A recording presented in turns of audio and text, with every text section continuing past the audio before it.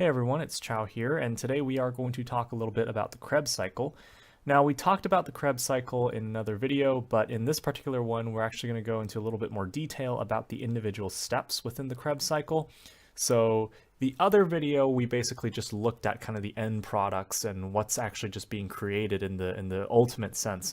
But in this particular video, I will go through each of the steps, and hopefully you'll get a better understanding of what happens within the cycle itself.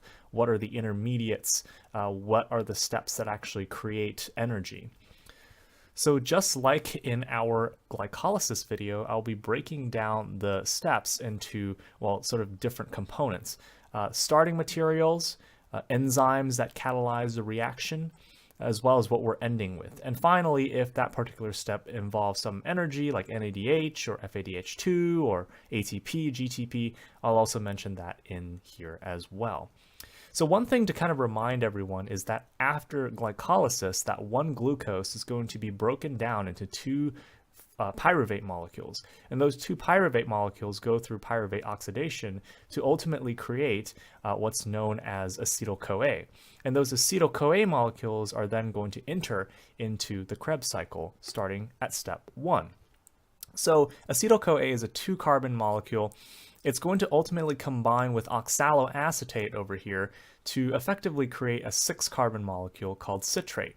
So acetyl-CoA combines with oxaloacetate to create citrate, and this process is catalyzed by an enzyme called citrate synthase.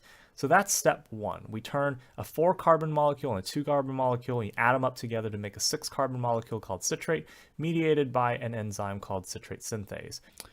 Then that citrate moves on to step 2. So we start off with this molecule of citrate that we created, and we actually turn this citrate into isocitrate, so which is kind of a rearrangement. So step 2 is pretty straightforward. Citrate becomes isocitrate, mediated by an aconitase enzyme. Okay, and then we move on to step 3, which will get a little bit more interesting because we actually will start seeing some other products that are going to get produced. So we start off with that isocitrate over here, and that isocitrate is going to then change into an alpha-ketoglutarate molecule over here. So we start off with isocitrate along with this NAD+ over here. And then after the reaction that's catalyzed by isocitrate dehydrogenase, we end up with an alpha-ketoglutarate molecule, which also has many uses aside from just the Krebs cycle. But in addition to that, we have a CO2 molecule that's released. So in the Krebs cycle, this is the first molecule of CO2 that gets released from the cycle itself. So then we move on to the next step, which is going to be step 4. But keep in mind that we are going to be creating a molecule of NADH, and that's our energy yield in this 3rd step. So moving on to step 4, that's where things get a little bit more interesting. Well, we take that alpha-ketoglutarate molecule, we react it again, and change it into a succinyl-CoA molecule. Now, this succinyl-CoA molecule is then going to be converted into succinate, but for now, what also is interesting about step 4 is that it's another kind of energy yielding step where we end up with an NADH molecule. In addition, step 4 also has a CO2 molecule that's released. So once again, you start off with an alpha-ketoglutarate, and using a catalyzation by an enzyme called alpha-ketoglutarate dehydrogenase, it's actually a complex, you turn alpha-ketoglutarate into succinyl-CoA. And in the process, you create a molecule of CO2 that's ultimately released, and then one molecule of NADH. And this NADH molecule, along with the NADH molecule that's created earlier, can then go to the electron transport chain and do what it needs to do. But for now, we'll just talk about the Krebs cycle itself. So again, step 4, just moving along here to this particular step, turning alpha-ketoglutarate into succinyl-CoA and some secondary products that are created in the process.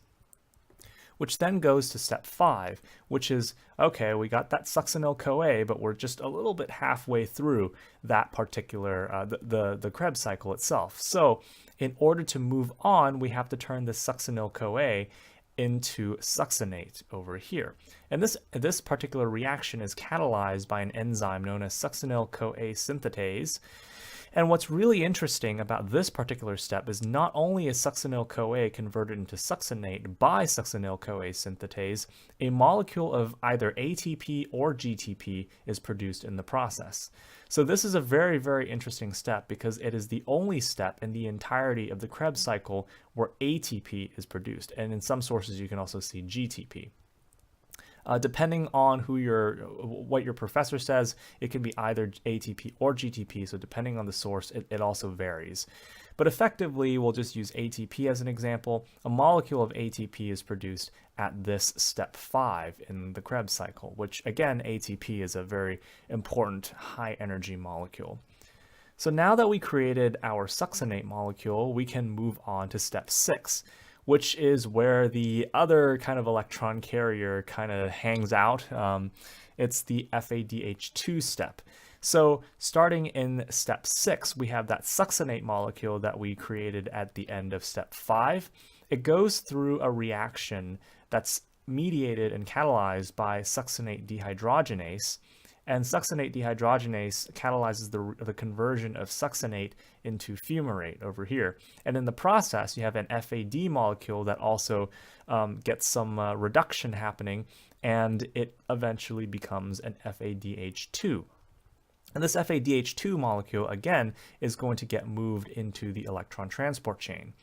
So again, with step 6, you have succinate that's converted into fumarate via an enzyme called succinate dehydrogenase, and in the process, one molecule of Fadh2 is produced.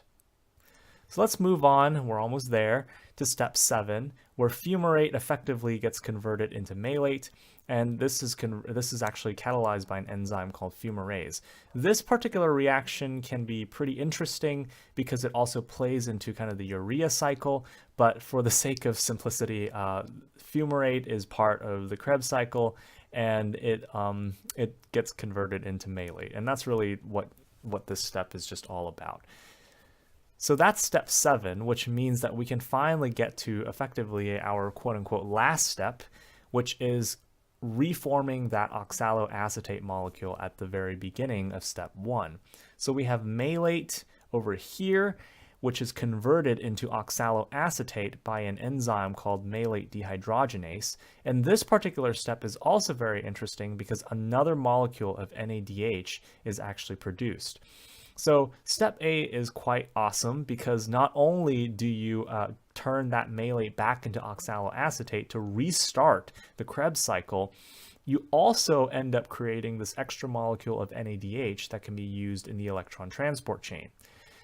So with step 8, you start off with malate using an enzyme called malate dehydrogenase. You catalyze the reaction and turn it into an oxaloacetate, and in the process, you also create one NADH molecule. So that effectively is the Krebs cycle in a nutshell. Just kind of as a summary plus other information, you start and end the cycle with oxaloacetate over here. Oxaloacetate is a very, very interesting molecule because it can combine with acetyl-CoA to make citrate over here and restart the Krebs cycle. But also oxaloacetate can be converted to phosphoenol pyruvate, that 9th molecule, that 9th step in glycolysis, and it actually can be used to create glucose via the process of gluconeogenesis. And this is something that's going to get covered hopefully in a biochemistry class. And in addition, one other note is that pyruvate can be directly converted into oxaloacetate without being turned into acetyl-CoA and then combining with oxaloacetate. So that's another thing to keep in mind if you're taking a higher level chemistry course. So effectively, the summary of the Krebs cycle is just this. You have acetyl-CoA plus 3 NAD plus FAD plus ADP plus an inorganic phosphate plus 2 water molecules, and you ultimately end up with 2 molecules of CO2, 3 NADH, 1 FADH2, 1 ATP, some hydrogen ions, and then some leftover CoA molecules. So that effectively is just a quick sloppy run through of the Krebs cycle. If you want to look at the numbers and products and what's actually ultimately going to get summed together in the steps, I suggest you take a look at this particular video, which is also in the description if you want to just click on the link. And if you're already in the playlist, you've either seen this video already, or it's like the next video after this particular video in the playlist. So yeah, that's basically it. Quick ramble over the Krebs cycle. I hope you found this at least mildly useful. It is definitely a topic that's covered in more detail in biochemistry, and it's definitely a topic that gets asked on things like the MCAT. So I hope you found this video useful, and as always, best of luck studying, and I will see all of you in the next video. Thanks, everyone.